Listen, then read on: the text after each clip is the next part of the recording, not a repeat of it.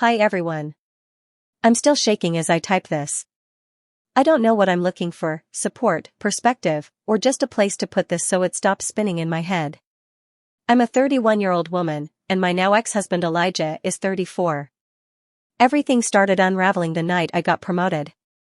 I work in marketing and had just been promoted to senior marketing director.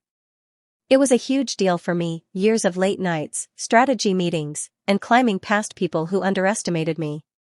I was so proud. We were going to have dinner with Elijah's family at his mother's place, Mrs. Raymond, who's always been very traditional. I dressed up, excited to share the news. I honestly thought it would be a celebration. The house looked like something out of a magazine, crystal chandeliers, fine china, the works. Over appetizers, I leaned toward Elijah and whispered, "I have great news." He nodded. I told the table, I'd been promoted to senior marketing director. Dead silence. Mrs. Raymond narrowed her eyes and muttered to Elijah, "Is this what we raised you for? To be overshadowed by your wife?" I heard every word. Elijah didn't defend me. He shrunk. He pulled his hand away from mine and just sat there. I tried to stay upbeat. "This is a great opportunity for us, Elijah, the raise is substantial." That's when his mom cut me off. "What about starting a family, Rachel? Do you think money can replace children?" Then Elijah, my supportive, gentle, loving husband, looked me dead in the eye and said coldly, "Yeah, Rachel. When are you planning to settle down? This career isn't everything." It was like someone punched me in the gut. I felt the air suck out of the room. "I thought you were proud of me," I whispered. He didn't respond. The rest of the dinner was awkward. Elijah kept giving me these tight-lipped looks that mirrored his mother's disapproval. Then came dessert. He stood up. Loudly. Slapped his napkin on the table and said, "You should know your place, Rachel. You're my wife. Not my competitor."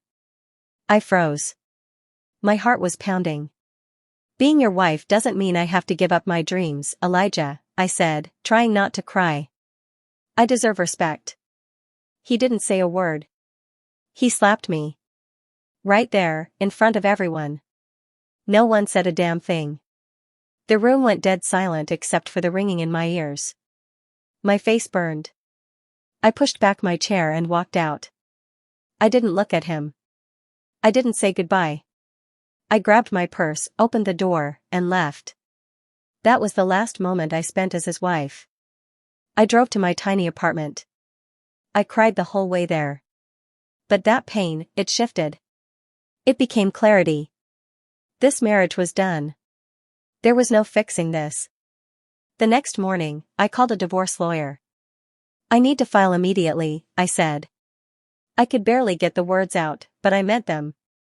I tried to work like normal, and honestly, my coworkers were incredible. My boss was kind. My friend Megan took me out for drinks and reminded me I wasn't alone. When I got home that night, Elijah had left voicemails, texts. I ignored them all. Eventually, I just texted him, "I filed for divorce. Please respect my space." He replied, "Can we talk about this please?" I didn't respond. What exactly didn't he mean? The part where he slapped me across the face? The part where he humiliated me at dinner? The part where he let his mother degrade me? I started rebuilding my life from that moment on.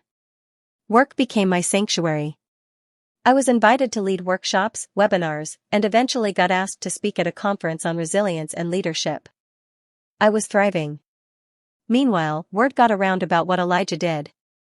People started avoiding him in our industry.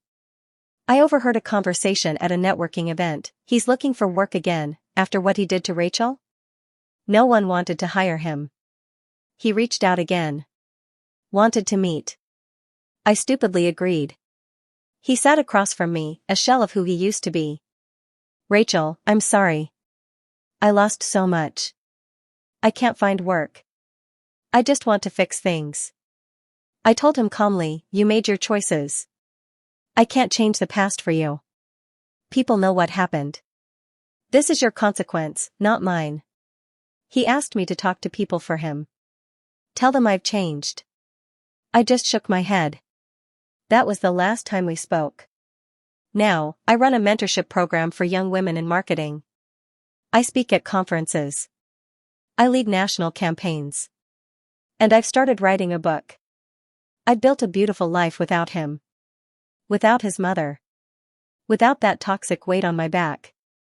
Sometimes I look back and wonder how I stayed for so long. But I also give myself credit for walking away. I wasn't just surviving anymore. I was finally living.